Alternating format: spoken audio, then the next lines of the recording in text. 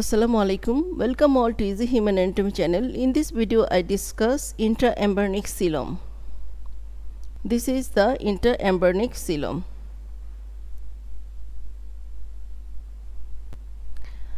What is intraembryonic coelom? Intraembryonic coelom is a single cavity appearing in the lateral plate mesoderm, and this single cavity divides the lateral plate mesoderm into somatopleuric layer and splanchopleuric layer.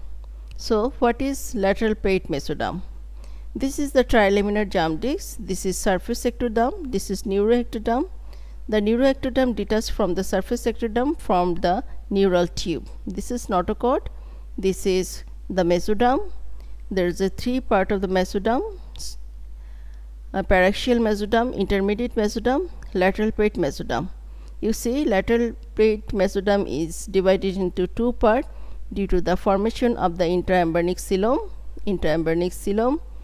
One part is run with the ectoderm. This part is known as the somatic layer, and this part is run with the endoderm. This is splanchopleuric layer, and this is endoderm. Due to the lateral folding of the fetus, the intraembryonic coelom is situated two sides of the primitive guard tube. The primitive guard tube is formed due to the lateral folding of the embryo, and intraembryonic coelom is situated two sides of the primitive guard tube. And intraembryonic coelom is continuous with the extraembryonic coelom. This is the sagittal section of the pregnant uterus. This is decidua. This is decidua parietalis, this is decidua capsularis, and only this portion is known as the decidua basalis. Here trilaminar germ disc, you see the trilaminar germ disc. This is amniotic cavity, this is yolk sac cavity, this is ectoderm, this is mesoderm, this is lateral plate mesoderm split and formation of the intraembryonic coelom, and this cavity is known as the extraembryonic coelom or chorionic cavity. So you see, the intraembryonic coelom is continuous with the extraembryonic coelom.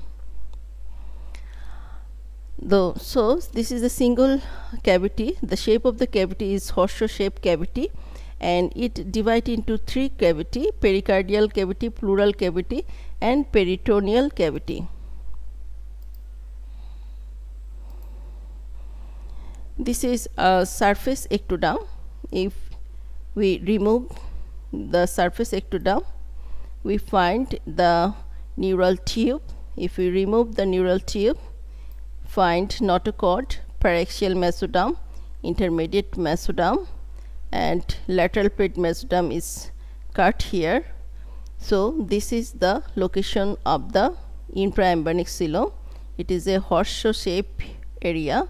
This is the future pericardial cavity, future pleural cavity, and future peritoneal cavity.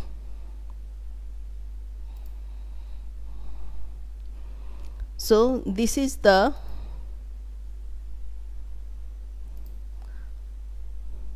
location of the intraembryonic coelom,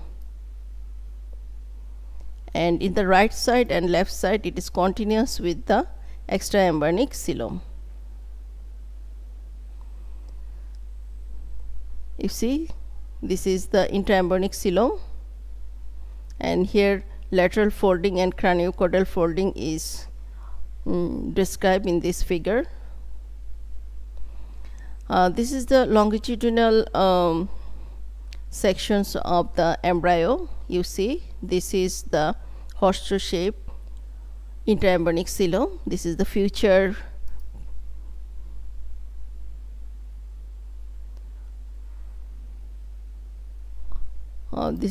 pericardial cavity, this is future pleural cavity, and this is the future peritoneal cavity. You see, there is a the pericardial cavity is separate from the pleural cavity. Due to this separation, actually due to the craniocaudal folding, the pericardial cavity is bent and came in front of the chest, and this is the pericardial cavity. You see, there is a fold or membrane is created due to the craniocaudal folding. The name of the membrane is pleuropericardial membrane, and you see there is another membrane is present form. This is the pleuroperitoneal membrane, and you see this is the primitive gut tube. This is the foregut, and midgut and hindgut is not shown due to the intraembryonic coelom. The midgut hindgut is present like this, and from the foregut, you know, the lung bud is appear from the foregut, and the lung bud start to invade the pleural cavity. You see, due to the expansion of the lung bud, the pleural cavity is attached with the pleuroperitoneal membrane and also the pleuropericardial membrane, and this is the septum transversum. You see, the pleural cavity, it detaches from the peritoneal cavity by the diaphragm. So the central tendon of the diaphragm is developed from the septum transversum, a special type of mesoderm, and this is pleuroperitoneal membrane. This is also from the part of the diaphragm, and this pleuroperitoneal membrane is attached with the dorsal surface of the central tendon and medial surface of the muscular ingrowth from the lateral body wall. You see, due to the expansion of the lung, the pleural cavity is also attached with the pleuropericardial membrane. You see, the pleuropericardial membrane is fibrous pericardium is developed here from the septum transversum.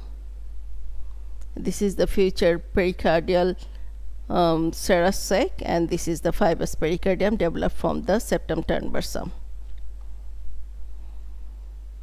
And you see, the liver bud or parenchyma of the liver is